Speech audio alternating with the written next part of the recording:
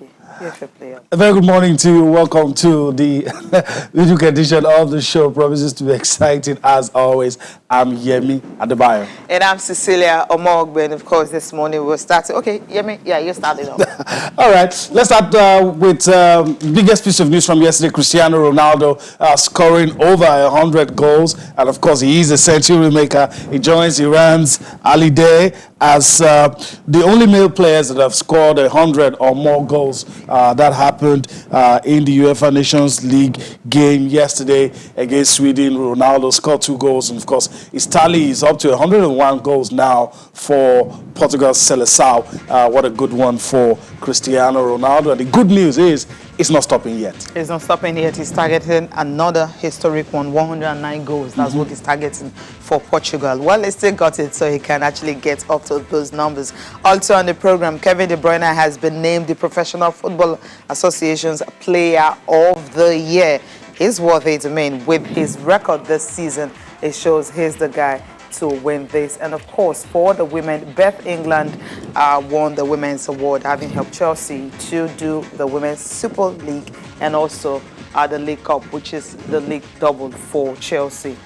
And of course, Trent Alexander for Liverpool, also Young Player of the Year. Marcus Rashford for his humanitarian aid also got a merit award. All right, so let's talk about the NBA, the playoffs, and one team has punched their ticket into the conference finals. Let's talk about the Miami Heat this morning. They have, of course, secured passage to the NBA Eastern Conference Finals, beating top seed, best team in the regular season, I must emphasize, Milwaukee Bucks, 103 points to 94. Of course, injured star Giannis Antetokounmpo watched from the stands, but at that point it was already 3-1 and they needed one game, so Miami Heat did the job and they are, of course, into the finals. Now, how do you have the best record, in the NBA regular season and you're going out in the semi-finals? Well, it was expected. That's why after going 3 games down so they staves of more like prolong the day it was going to happen by trying as much as possible to get the game 4. But then in game 5, it was all over for Milwaukee Bucks. And of course, they need to start rebuilding. And the good news coming from that is the fact that Giannis said he would not ask to be traded. So he will be staying for the Milwaukee Bucks. For the fans that are afraid that after they failed this time around, he may just want to ask to be traded. So how do I put it now? Well, his deal might just be extended. Okay, let's start with the results. They have reasons, as we wait for the results, they have reasons to be fearful. They have reasons to... a lot of players who've seen in the prime of their game see that, look, I might not win unless I join a star-studded team. They've done it. We've seen Kevin Durant do it recently. LeBron James left Cleveland Cavaliers, went to Miami Heat, won a couple of rings. So that's why they're afraid. But his promise, we'll see if he's going to keep to that promise. Yeah, that's it. Okay, we'll see about that. Now, talking about the game on the night, Jimmy Butler supplied 17 points, 10 rebounds, and 6 assists. And of course, the Miami Heat were so stingy in their defense that the Bucks just couldn't get close. It was 103 and 94 in game 5. And of course, they won the Eastern Conference semifinal series 4-1. As you mentioned earlier, 2019 NBA Defensive Player of the Year, and of course, favorites to win the league MVP did not play after aggravating his sprained ankle. Even up to the last moment, they were still thinking he was going to play or not. And he wanted to actually play, according to the coach, Mike. He says he wanted to play, but then the doctors, all of them decided, look, we cannot risk this, even if it's to lose the game. And also, especially now that they are looking towards the next season, because that's a confirmation right there. Exit, Eastern Conference semifinals result. Milwaukee Bucks. Everybody expected them to be playing in the conference finals, but that is the nature of sports. That's what makes it interesting. And Miami, he did the job, and then they had like 6 players in double figures. Of course. You talk about Jimmy Butler. There's also Goran Dragic, also having 17 points. Did all that mattered, and they ensured that, look, we're going to end this in game 5. Yeah, Tyler Hero also another player that finished with 14 points. But then give it to the Bucks. Chris Middleton managed with 23 points on the night, 7 rebounds and 6 assists. But then his shots just 8 for 25 before he was actually fouled out in the game. Well, they overcame a sloppy start somewhat. I'm talking about the Miami Heat. And after that sloppy start where they committed about 6 first quarter turnovers and shot just 7 of 18 in that period, after that, I mean, they bounced back, and of course, they just didn't look back. They knew what they needed to do, and they got it. Now, let's talk about the LA Lakers, of course. I mean, LeBron James, he's making history every time he steps on court, every time he plays. There's one record waiting for him to break. And this time around, another record that he has broken happens to be he became the all-time leader in NBA postseason wins in the Lakers' 112-102 victory over the Houston Rockets in Game 3 of the Western Conference semi-finals. So the Lakers lead 2-1 going into Game 4. Yes. Series early as of Thursday night. Yeah. But then, He has 162 wins in total in playoff. And like you said, the records just keep tumbling. I mean, it was nice work with him and Anthony Davis. I mean, you see the two, the duo combining to full effect and making sure that they're taking control of, nothing is achieved yet anyway, but I mean, they leading the series 2-1 after Game 3. That is good, especially because they lost Game 1. Of course, the beard will always come to the party, but they did enough to stifle the beard and ensure that it was a close game. That must be said. But at the end of the day, that's the nature of sports. We always remember the winners. Yeah, we always remember the winners. Even Russell Westbrook, of course, bouncing back from that rocky Game 2 he had to put up 30 points on the night, 8 rebounds and 6 assists. And the beard you mentioned had 33 points on the night, 9 rebounds and 9 assists. Just one shot before getting a triple-double on the night. But LeBron James' 36 points was huge. Anthony Davis, as you mentioned, he added 26 points and a game high of 15 rebounds. Ryan Rondo, the veteran, keyed into the fourth quarter run for them, also getting in some numbers right there. In so total, all of them, 21 points. 21 points in all. So it simply means that the Lakers were not smiling on the night. You have some players that were not really good on the night. Henry Gordon, for instance, I mean, some of those players were just not good enough on the night. But then let's take a look at the guys who put up the numbers on the night.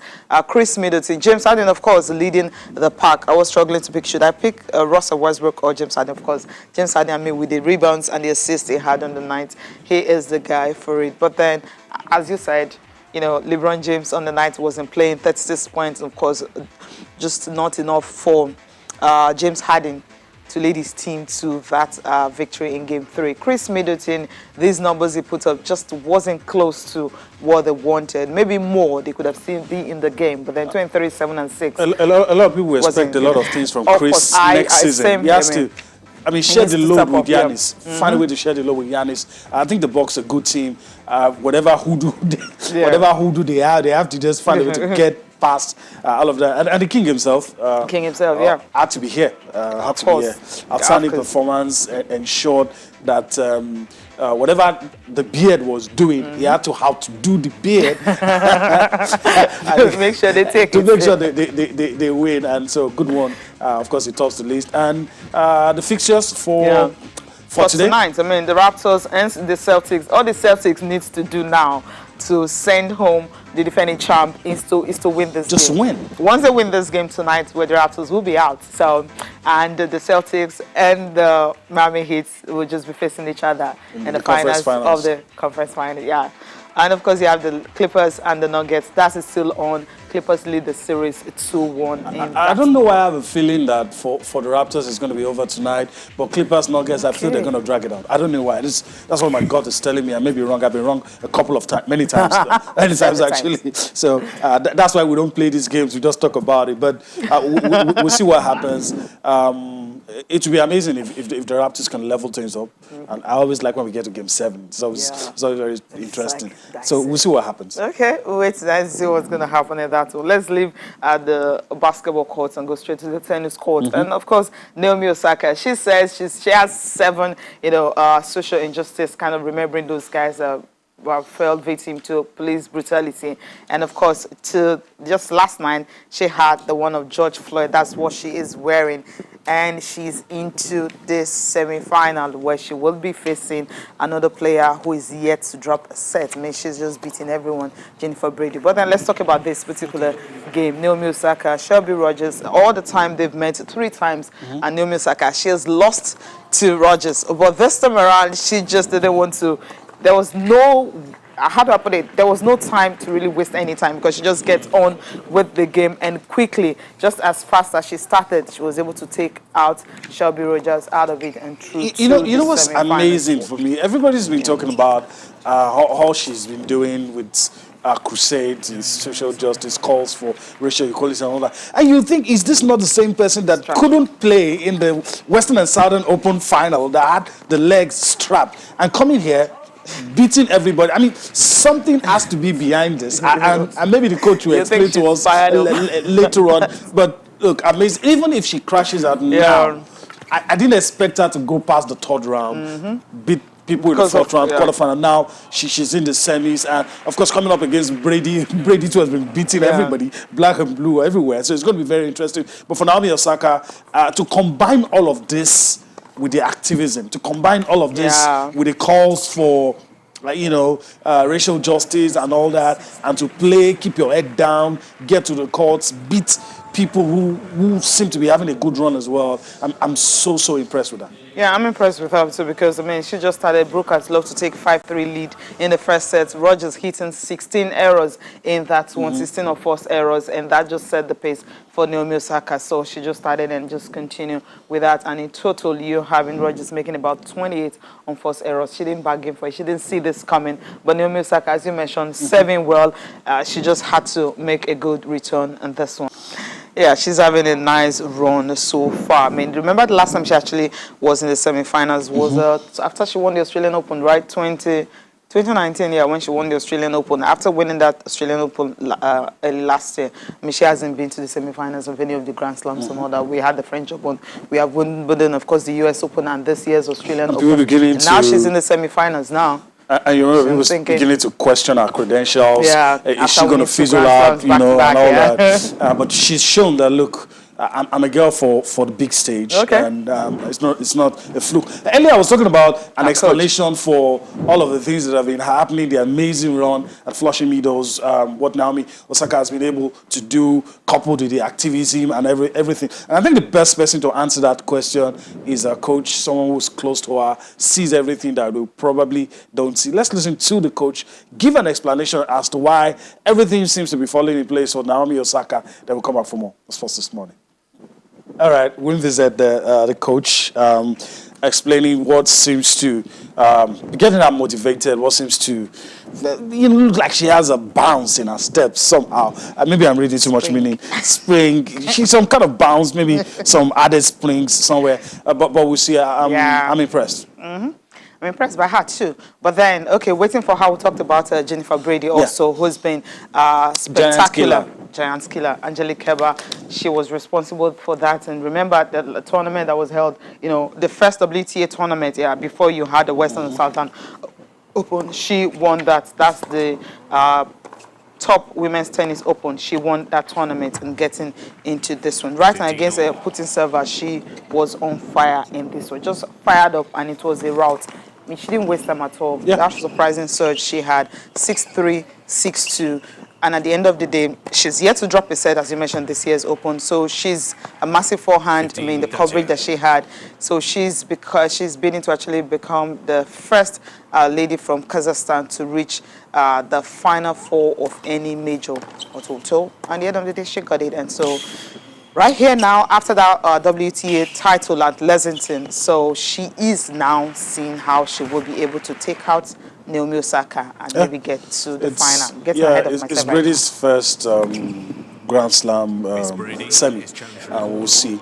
But she comes in here. I mean, I think I should say highly rated because of the way she's done. Not necessarily because of the rankings or seeds she's the 28th seed, but I mean, she's playing well. So we'll see what happens. We have a good semi-final on our hands, and I mean, America not in short supply of ladies to step up. Staying in it, that's what matters. Step up, well, yeah. and we'll see what happens now. But good one for Brady. Let's talk about the guys now, and we talk about Alexander Zverev. Of course, he's booked his place in the semi-final, but it was a bit nervy for him. It was up against Bonner Courage, and he had to go to 4 sets. Both of them making mistakes, but somehow I think Zverev was fired up and got the job done. But there were nervy moments. I remember it's been a very long time since a German got into the semi-final. 25 years. I mean, Boris Becker. Yeah, everybody remembers because it's been that long before for a German to get there. But Zverev's been talking about and saying, look, I don't care about being in the semi-final. I just want to keep winning. And in this one, you could see how much it means to him because of all of the things surrounding this game. I mean, Courage wasn't going to lie down. Put in a fight. I was shocked when Courage, just how many minutes? 24 minutes, right? Yeah, I wrap up the first set, and I was like, are we waiting for an upset here? But somehow Courage didn't have enough, to actually tackle Zverev, and Zverev bounced back, just getting 8. And why after this game, Martina actually criticized him, saying that he didn't really play well and everything. If he continues playing like this, it will be hard for him to beat the top 4. Are those top 4 guys? I mean, the regular guys, talking about Roger Federer, and they are not here. Let's talk about what is happening here first. So he now replied and said, look, I mean, for him to be able to bounce back and win, that's what it takes as a champion, to be able to get something, which is really important. Yeah. I think she has a point. Yeah. Against Rublev, against Medvedev, you probably wouldn't get this lucky. Yeah, so that's a point. Against Dominic as well, unless those guys are having a bad day. But I see those guys as his peers. They're currently on the same level. We'll see what happens. See how far it can go. All right, excited Zverev there. All right, we're done with tennis. All the best to all the guys remaining in the tournament. Let's really talk about motorsports and Lewis Hamilton. Lewis Hamilton has been associated with Formula One for a long time, and anytime you hear Lewis Hamilton, you could always think that in the next sentence is going to be Formula One. But now Hamilton is going to back a team in the electric series, and he's excited. Of course, he will not be racing personally. That has been on the line. He hasn't ventured into other areas of motorsports like other people. He has stayed and clarified that, look, I'm sticking with this one, but he's backing this one. He's eco-friendly, he's been campaigning a lot of issues with the environment. He's also a vegan, so we hear. So I guess all of this fits into some of the things he's working on, and is backing up this team. All right, I guess we'll leave it at that for now. That's just what Lewis Hamilton has been up to in recent times. We need to go on a break right about now. When we return from that break, there's still a lot for you on Sports This Morning. John's again. All right, welcome back. It's time to bring you into all that we're doing on the show. We've talked about a lot of things. We've talked about the U.S. Open. We've talked about Lewis Hamilton. We've talked about the NBA playoffs. Let's have your views, your thoughts on all of these things that we've talked about. We're also going to be talking about Cristiano Ronaldo on the show. We'll talk about the PFA Awards. We'll also be talking about Caster Semenya as well. She lost her appeal at the Court of Arbitration for Sports. So that's how you can be a part of the show. You can tweet at us at channels_sports. Let us know how you feel about all of these things we've talked about. Is there something you feel we should be talking about that should be getting attention on the show as well? Let us know. We'll do our best to talk about it on the show. You can also send us a mail, sportsthismoney@channelstv.com. We'll, of course, read out your thoughts out loud. So that's it. All right, it's time to introduce our guest. Inyobong Monday joins us today. What a day to be here. Inyobong, let me say good morning first. Good morning. A long time. Yeah, long time. I think I saw you at the start of the year, but haven't seen you in a very long time. So good to see you. Good morning, Cecilia. Good morning. Good to be here. To have you. All right. Okay. A lot to talk about, but let's start with Kevin De Bruyne, right? Mm-hmm, of course. PFA Player of the Year. Worth it or not? Deserved, without a shadow of doubt. What a player, what an individual, what a character to have in your dressing room. I'm very certain that Pep Guardiola will be thanking his stars that he's got one of the best players in the world, in my opinion. And to win this award, I'm sure in his mind, a bit of doubt because of the kind of season Liverpool had. And over the years, we've seen that when teams win titles, most regularly Go to the he title go to a winners. player in their side. I would have thought that Mane was a very key contender for the season he's had, but individually, it's an individual award. It's not a team award. Yeah. So individually, Kevin De Bruyne was by far the best player in the Premier League by a country mile, in my opinion. I thought he was just fabulous. His team didn't quite measure up to the usual standards, but as a player individually, he was out there with the very best. 20 let me, assists. let me just quickly throw this in. A lot of times we say, okay, people can't please us with our words. Somehow, when you say this is the winner, somebody will say this could have won. But listening to you now, it appears like if De Bruyne he wasn't picked for this, you probably wouldn't have think anybody was close. Maybe I would have picked someone else, but he was overwhelming. Okay. It was overwhelming, but maybe I would have picked Sadio Mane. Sadio Mane, yes. I would have gone for Sadio. If De I heard Bruyne, that whispering. if De Bruyne didn't win it and Sadio Mane won it, I don't think there would be a lot too much murmurings all over the place.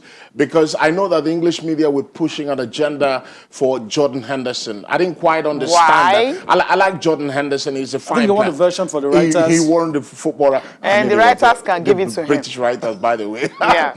It was wonderful. Jordan Henderson was fantastic last season, but we're talking about key individuals. How pivotal were you in terms of just making your team tick? I think Mane was the star player for Liverpool this season. I thought that individually he carried the team sometimes on his shoulders alone. There were key games where he came up to the fore.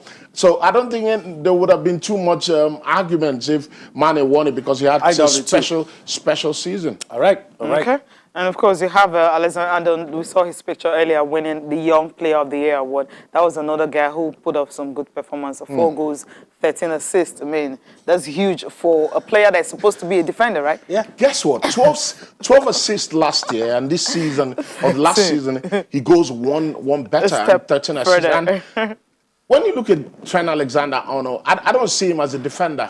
And that's not taking his qualities away because I think he has developed as a defender. He's gotten better. He's learning the ropes and he's gotten better as a defender. His positioning is better than what we saw a couple of years back. He's getting better as a defender. But bombing forward, how good is this boy? I mean, he reminds me of a younger Marcelo on the other side and Roberto Carlos. And flying down that wings and getting crosses in, just picking people out. And the technical ability he's got in terms of whipping balls into the area or crossing balls and getting people to get on the end of them, it's just quite amazing. And Trent Alexander, I'm sorry, I don't like to go in high praises for players, but I think Trent Alexander-Arnold is world class. 21. And I'm like, that's why I was like, why would he be grouped along Young Player of the Year? So I'm like, you have the likes of Mason Greenwood that could like, okay, get on with this, but not himself. He's 21, 22. And I was shocked that Sorry, do you think established Premier League players shouldn't be in that category? Even though they're still in the age bracket, do you think they should still be measured? I guess we're on the same page as regards that. Oh, I don't understand what you mean by established Premier League players. Because, I mean, you're playing in the league. And for you to get the accolades that Trent has gotten, I mean, you should earn it. And I believe that if you're still in the age bracket, I mean, it's a Young Player of the Year. Yeah, we didn't. Rashford is in that age bracket. I mean Antonio Martial is also in that age bracket. So I'm like, you have Mason Mount. Is in that age bracket. You have Mason Mount, you have Mason Greenwood. These are stars that should be, I mean, considered for that 24. I think it should be scrapped. You could look at maybe 18 to 21. And once you're above 21 and you're an established player, maybe it shouldn't be. Because when I saw the lineup for the Young Player of the Year, I saw the names. I'm like, there's no way, there's no chance for those 18-year-olds. I totally agree. Maybe the age bracket thing should be established because when you say young player, I mean, Bukayo Saka was on the list. Saka is about 18, 19. Yeah. So this Mason guy should Greenwood win was it. there, 18, 19. Mason Mount was in that picture as well. So maybe there should be an age stipulation in terms of maybe 18 to 21, like you suggest, because that's quite understandable. But for people like Rashford, it seems like a broken record because to have Rashford in that bracket, I mean, Rashford, I'm sorry, but he's not a young player. But he is. So I understand the argument. I understand the argument because they've been around the blocks for a very long time. And I'm sorry, it looks unfair a little bit, but it's what the rule says. We don't play of the year. We should just maybe get the right category in terms of age and say it's for And do you players know this why? young. Do you know why this is an issue? Some years back, young players don't blossom fast, but now Yeah. you can have a 19-year-old who's either the captain or the key Exactly. player who already has 2-3 seasons under his belt and Exactly. is still 19. And by the time that guy is 23, you feel like you've known him for decades. I feel like I've known Rashford for the past 8 years. only made his debut in 2016. Yeah. And he's been playing Because he's been there. top flight football for that long. Key player with the national team as well. So he's been around the blocks for a very long time. And it's sometimes in your head, it just feels unfair. Maybe players that are playing in the national team shouldn't be Because the idea of this award is supposed to be breakout player for the season. Yeah, that's for the young player. It's supposed to be someone who didn't get quite enough opportunities in terms of playing regularly. But, I mean, maybe if he had 30 games or 25 games in that season, but he managed to put in some really consistent performances and very sterling ones at that too. So maybe we should look at that because there are a lot of variants we can look at. But the truth of the matter is that, I mean, it's going to be hard for players who are 22, 23 to say, okay, I'm no more a young player. So it's going to be a really hard. It's a conundrum, really. Yeah, that's the way it is. Okay, but Rashford, he won the PFA Merit Award after a successful campaign for that food vouchers to be provided for children, even over the summer period in Great Britain. So that was also a huge one. I mean, footballers are usually, there's an impression of footballers, that they just like to live celebrity lifestyle, live champagne, live in big buildings, fancy cars, gambling, booze, and all those things. But no one really looks at the fact that footballers are human too, and they've got that human side of them. And what Rashford has done in this particular season, in this particular period of pandemic that we're going through, is just unbelievable. And to say that he's a young player, he's not 28. Yeah. He's not played 10 years in the top flight. So you can't say, okay, because he's learned so much and all of it. But just the sheer humanity he has displayed over the past few months is just outstanding. And I'm really proud. I'm not a Man United fan, but I'm really proud of Rashford. Yeah, what he has done. Okay, let's take a look at other winners on the 90. It was not just the guys. We also have the ladies putting that up. But Chelsea players, the two of them actually dominated that. But let's take a look at, the weight up. And Nick Pope, Trent Arnold. You also have Virgil van Dijk and Seyachu. You have Andrew Robertson and David Silva. All of them making the Premier League Team Player of the Year. Also in the mix, Nick Pope, Kevin, we're going to let you have your say on this one. There's also, flip it quickly so that we can talk about the other guys. They have Jordan Henderson, Kevin De Bruyne, Jamie Vardy also in there, Pierre-Emerick Aubameyang, Sadio Mane as well in the list. So you look at it, obviously it looks like they're going for a 4-3-3 formation. I'm just thinking. But I don't think anybody could argue much. Probably maybe Jordan Henderson, but that's even debatable. No, I wouldn't argue Jordan Henderson. No, he can't be there. I can't argue that because he was a captain and he was very instrumental to how Liverpool play. Because when you look at Jordan Henderson, because he's not the most technically gifted of footballers, it is very easy to ignore him. But the sheer heart, the sheer running he does for the team, it goes unnoticed. And Jordan Henderson is like, with due respect to Milner, because I think Milner is in the class of his own, Jordan Henderson can be put in that same bracket because he's very selfless.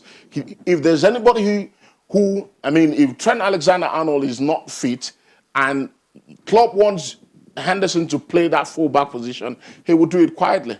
I think he will even get into a goal if the goalkeeper is not fit. Because he's that kind of player. He's very selfless. He doesn't care about headlines. He doesn't want to be in the newspapers. He just wants to keep his head and do his job. And I think he's had a fabulous season.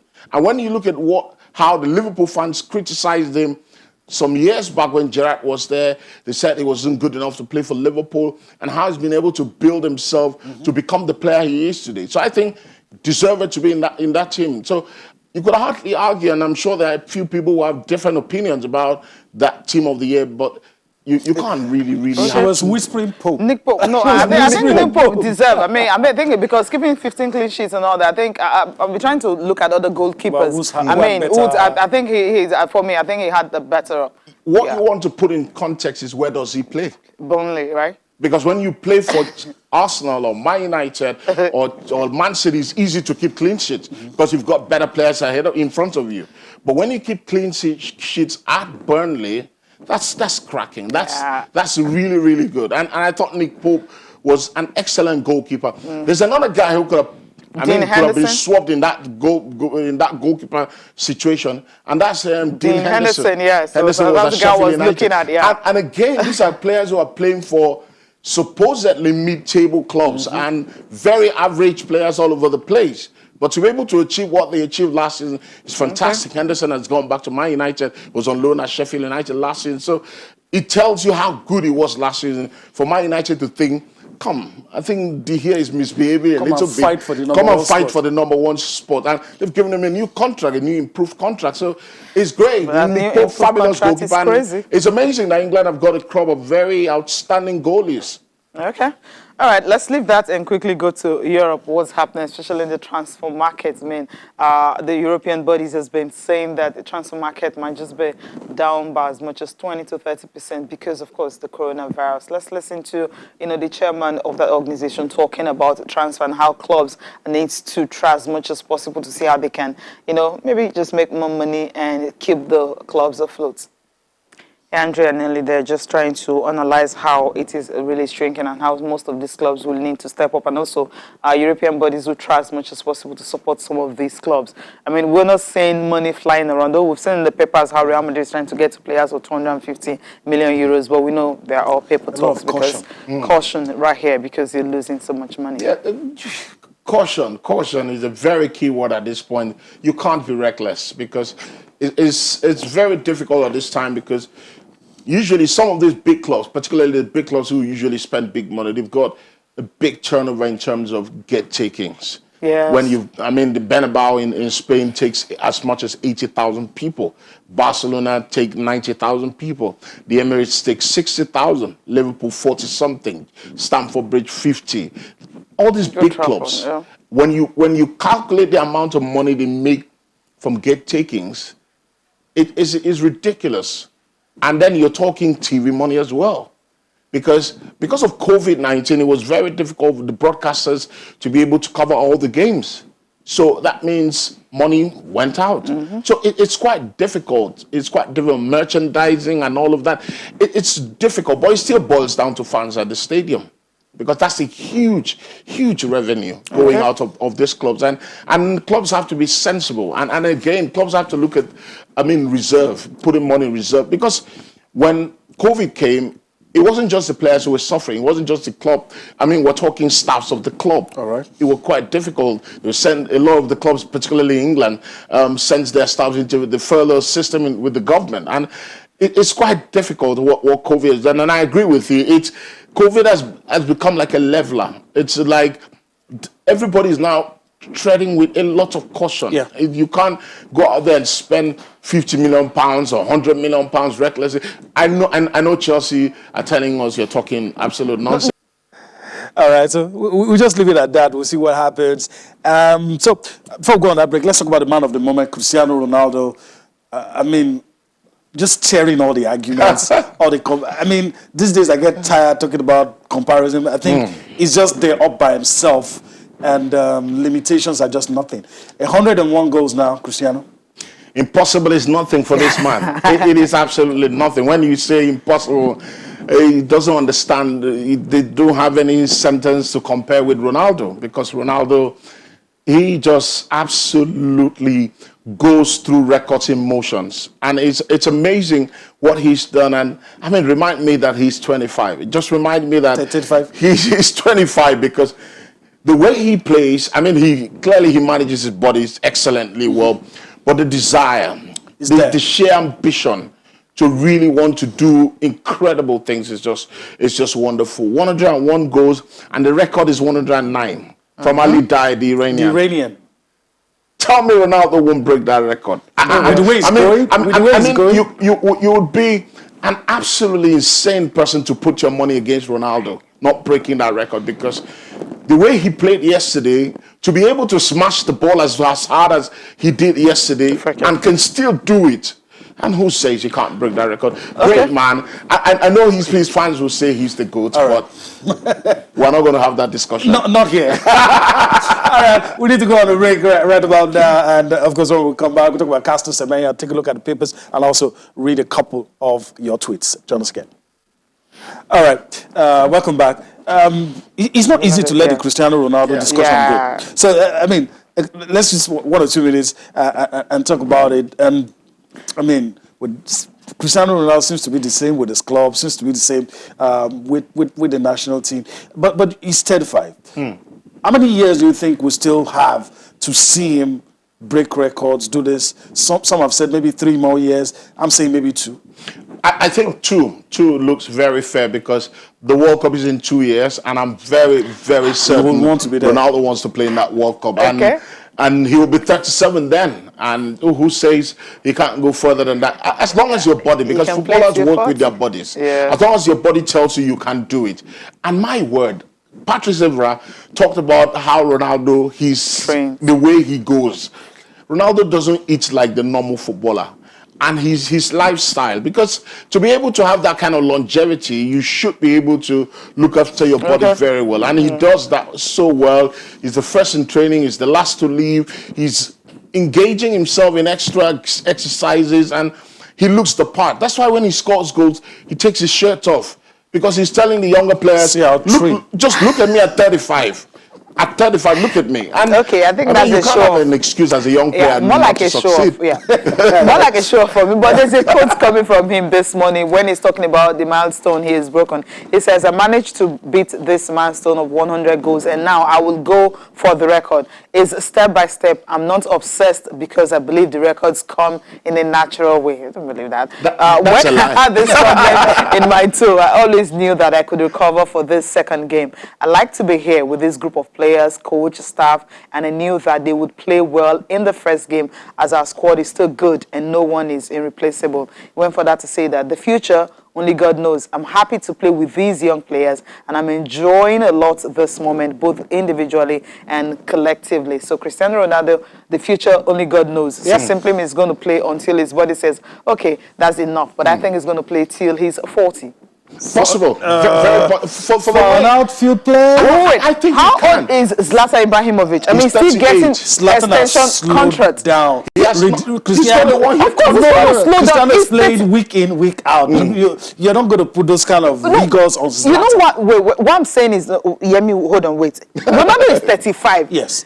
We're talking about a guy that is how old? 38. Now, when he was 35 at United, was not playing every game, was not scoring, was not their highest goal scorer. That's what I'm saying. So he's 38 at this point. So Ronaldo is not 38 yet. So that's the thing. Okay. So now, for a club to have given him a club 1 year extension, I mean, he will be 39. I mean, he can.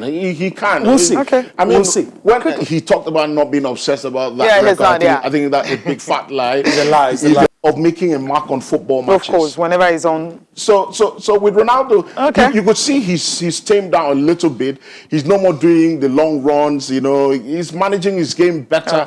So with that, who says you can't play till 40? Till 40, yes. We're on the same page. Now, let's talk about I mean, it's a sad news for most South Africans and also for Caster Semenya. She has lost her appeal to Switzerland Federal Supreme Court, where she was supposed to, against the restriction of testosterone levels in female runners. She actually appealed against that, but then she's not allowed to compete in an event between the 400 meters and a mile without taking testosterone. That's drugs that will reduce the level, on her body. That was 2019 when the governing body, the World Athletics, ruled that she cannot compete in those races, except if she wants to compete, it has to be from 1,500 upwards. So that DSD, yes, of course, That's differences of sexual development and all that. Must either take medication to reduce it, or she'll have to change her race. But she said she's not. She had to appeal to the Switzerland Supreme Court, but at the end of the day, she has lost that appeal. So it simply means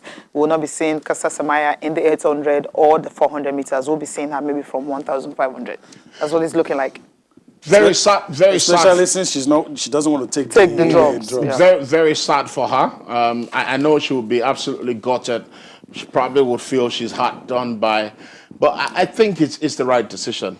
And I know it's the right sporting decision. This right sporting decision, very, very important because, I mean, sports is fairness. Sports is equality. And if I have to compete with you, it must be fair. It has to be fair. There has to be a level playing ground for both of us. Not a bit of advantage for you, because if you have a bit of advantage, which I think she has over the other ladies, I think she's always going to win. And that's not taking our ability away, our quality away. I think she's a super athlete, but I think they've taken the right decision, in my opinion, and she needs to accept it because it's for the good of the game. All right. Yeah, according to that Swiss Supreme Court, they said that fairness in sport is a legitimate concern, and so that's the reason they had to make that decision. Okay, papers now. Let's see how far we can go. Sporting Life. Let's start with Sporting Life. Sporting Life here. Okay, you have Serena Williams. Okay, years out of victory, bro. Okay, Côte d'Ivoire, Tunisia friendly. You have Gennett Roy invites 29 Super Eagles stars for it. Plans 23 players, 6 on standby. Confirms a few fresh players will be on that list. Okay. All right. Your thoughts on that? I'm looking forward to that list because, I mean, first and foremost, I'm looking forward to seeing the Super Eagles play again. It's been a long time. So I'm looking forward to seeing the players who will get an opportunity, and I'm sure there are a few names mentioned, and I hope that Eberechieze will make up his mind to play for the Super Eagles. I hope that Bukayo Saka will make up his mind to play for the Super Eagles, because I think these are valuable assets, and we don't want our players to go in and sit on the England bench, get invited 5-10 times, and we never see them again. Your players, right? Our players. Our players. Okay, all right. Guess what? I have a little story, not a story, just an information. Yesterday, the Arsenal under-21 team were playing against Ipswich Town in the EFL Cup, and there were 8 Yoruba boys in that match. So you're looking for all of them, right? Okay. Now, everyone is saying here that he wants to sue Heartland if, he's winner. Okay. That'll make an interesting read. Yeah, of course. All right. Okay. So let's see complete sports quickly. You have bottom strip, Chukwueze Highs, another goal scoring star. Then you have Osimhen rejected United offer because of Igalo. Though we're pressed for time, but any of these stories get you talking? I'm excited about Chukwueze because I think there's a guy that Villarreal signed on loan from Real Madrid, the Japanese boy, Taku, they call him the Japanese Messi. I think Chukwueze's place is in threat in that team. And I think he has gotten the memo. And he's been doing so well in pre-season, trying to impress the new manager. You know, the new manager, that's coming. So great one. I'm very happy for him because I think he's going to be the Kanu Nwankwo or JJ Okocha of our team in the future. All right. Is there no pressure on him? Okay, Sporting Sun is the last one this morning, and Gattuso Dries Osimhen ahead Serie A opener. Indeed, it says he's missing the Super Eagles. Don't worry, October is right here. You'll soon get there. And Memphis Depay confirms Barcelona interest. This guy going to Barcelona? Memphis Depay. It will be a nice move for him. I think he's gotten. Who wouldn't want to play for Barcelona? Is that what Barcelona really needs right now? A player like him? You never know, really, because I think Memphis has become a better player since he left United. Yeah. He's kept his head down. Okay. Somewhere he's still a rapper and all of that, but he has gotten so concentrated on football. Okay, we're leaving it at that. In your Monday, always a pleasure. Always a pleasure. Having you around. Thank you very much. We'll do this again some other time. Thank you, absolutely. All right. Thank you for allowing us to be a part of your day. We'll bring this to you again tomorrow. I'm your man. Bye-bye now. I'm Cecilia Mogbe. Thanks for watching.